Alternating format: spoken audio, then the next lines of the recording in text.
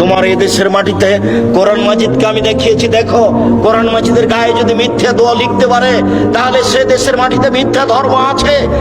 এক পৃষ্ঠা দোয়া আমি আব্দুর রাজ্জাক বলেছি, কিয়ামত পর্যন্ত কোনোদিন যদি এই দোয়া রাসূলের দোয়া বলে প্রমাণ হয়, সেদিন আমি আব্দুর রাজ্জাক বিন ইউসুফ আর জাতির সামনে কথা বলবো না।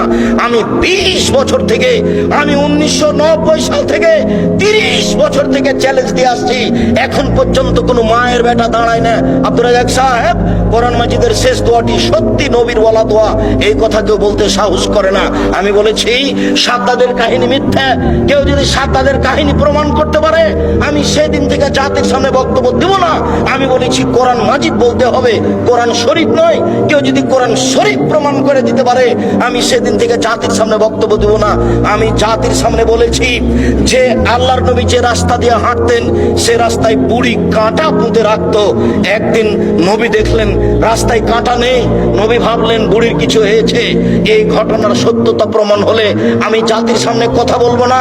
সম্মানিত দিনী ভাই বোন, ধর্মের নামে এদেশের মাটিতে মিথ্যা কথা আছে, যার কারণে মানুষ কোরআন মাজিদের গায়ে মিথ্যা দোয়া লিখে দিতে পারে। সে কত বড় দোয়া, এক পৃষ্ঠা যাবত। এইদিকে আছে একটা ছোট দোয়া, দো খাতমিল কোরআন। রাসূল সাল্লাল্লাহু আলাইহি ওয়াসাল্লাম কোরআন পড়া শেষ করলে তিনি বলতেন, সুবহানাকা ওয়া বিহামদিকা আশহাদু আল্লা ইলাহা ইল্লা আনতা আস্তাগফিরুকা ওয়া আতুবু ইলাইক। এই দোয়াকে বাতিল করে মানুষের বানানো দোয়া কোরআন মাজিদের গায়ে লিখে দিয়ে মানুষ চালিয়ে দিচ্ছে, জাতি চালাচ্ছে, জনগণ চালাচ্ছে, আলে ওলামা চালাচ্ছে। 1990 সাল থেকে নিয়ে এখন পর্যন্ত আমি কোনোদিন অপ্রয়োজনীয় বাক্য বলিনি। 1990 সাল থেকে নিয়ে এখন পর্যন্ত আমি কোনোদিন মানুষের কাছে পথ খরচ পাথেও চাইনি। গাজীপুর জেলার কোনো মানুষ যদি বলতে পারে আব্দুর রাজ্জাক সাহেব একদিন আমার কাছে পথ খরচ পাথেও চেয়েছিল, এই কথা প্রমাণ হয়ে গেলে আমি আর জাতির সামনে কোনোদিন বক্তব্য দেব না।